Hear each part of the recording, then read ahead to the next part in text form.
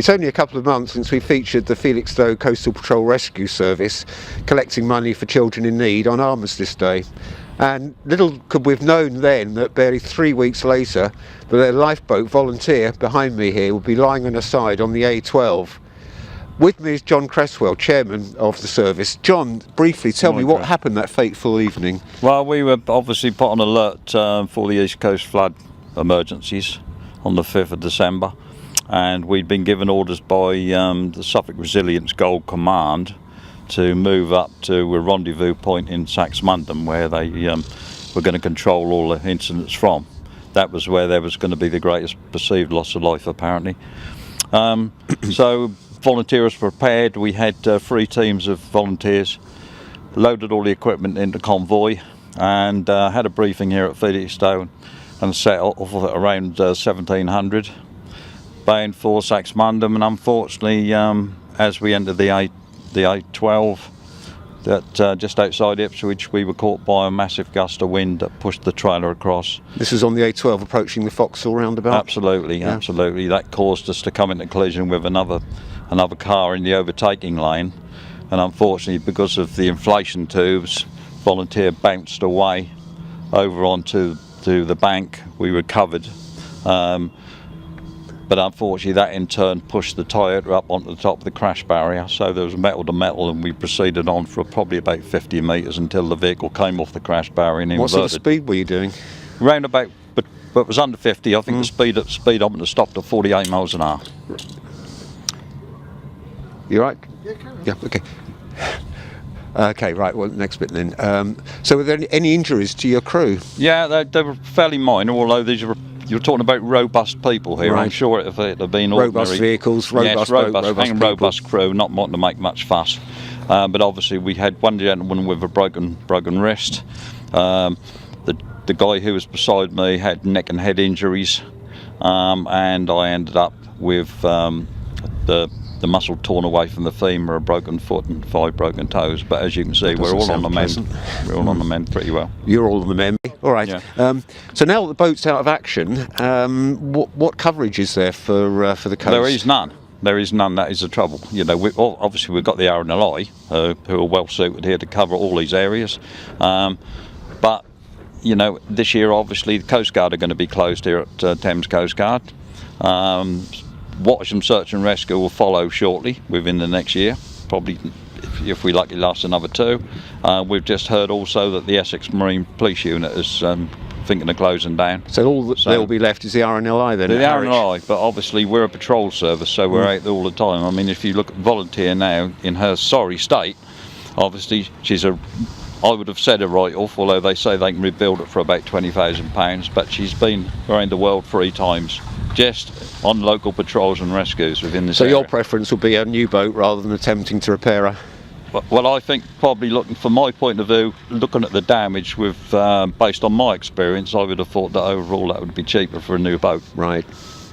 So John, what's the financial implication here? Well, financially, obviously you can appreciate we're fully insured for everything that we do. We have to be. In fact, we're over-insured. But insurance companies, being as they are, obviously the dragging heels at this particular time. Okay. Remember, we're just getting over the Christmas period, New Year period, where nothing's happened at all. So we're left trying to pick up the pieces here at the moment.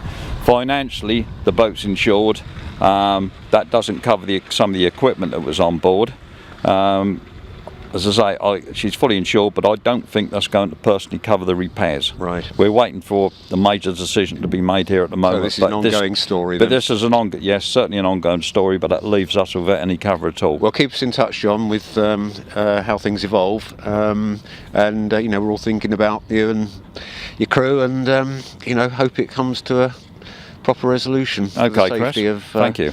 You know, the people that enjoy the coast. And certainly. I mean, we just want that one major sponsor now to put us back on the feet, and then this will just be a starting point in our 17 years of history. Well, wish you every success. Thank you. Thank you. Spectacular damage here, John. Yeah, this is where the expensive damage is done. The port sponson here, that's an inflation tube to anybody. It's come away. It's come right away from the boat, so that is a major job because the whole sponson's got to come off to be repaired. That is a specialist job. There's not many companies that can actually do that locally. Then we have the A-frame here. Again, this an A-frame, a navigation arch, which protects the crew, but it also keeps as a base for all the radio aerials, the blue lights, searchlights. So all the electronics, you've got cables and stuff. All the electronics have got to be taken away. Yeah, the A-frame's got to completely come off the boat to allow the tubes to be re-established. If you look closely inside the boat, you can see where the A-frame has been torn away from the deck because of the impact. So we've got major fiberglass work to do there. Damage to the property. There's definitely this engine possibly could be a write-off. As you can see, Chris, this is mainly the damaged engine here. There's a bit of cosmetic damage on it, but then we get the serious stuff where the whole frame right here, sacked off. What a mess. Where the weight of the collision actually occurred. As you can see, the propeller again is badly damaged. Now, just for instance, so a propeller is £300. Yeah, this boat. The angle that the engine should be at. Yeah, this is the damaged engine, which is just held on. The whole bracket holding this engine is carried away in 2 places.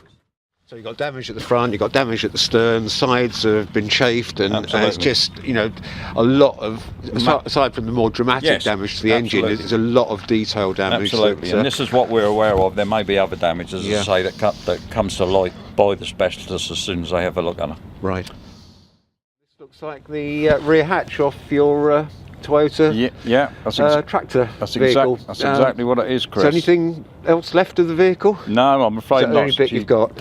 She's in one piece, and she was able to be driven away from the scene, but she's definitely going to be a write-off because she inverted, as you know, flattened the whole thing. The whole back is missing off the vehicle, hence this door that was hastily thrown on board volunteer at the crash scene. That's why she's here now, not for any other reason. But as you can see, you know, it says quite clearly on there, a marine resource for the Suffolk and Stanbury, but unfortunately no more.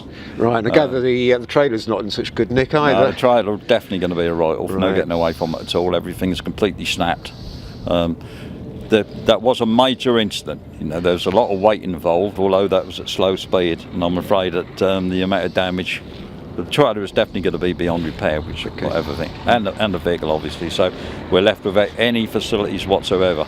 If we could suddenly had a new boat, we wouldn't have anything to tow it with. But that's just the way it is. We've now got to rebuild. We've all vowed that this service is not going to fold because 17 years of hard work has gone in. We're not going to allow that to finalise, and hopefully we'll. Got any potential sponsors on the horizon? Not any definite sponsors. There's been a few murmurs, but I don't believe in murmurs. Right. I need to have firm evidence, and then we'll all be looking to the future. Meanwhile, we'll do what we can. Good luck, John.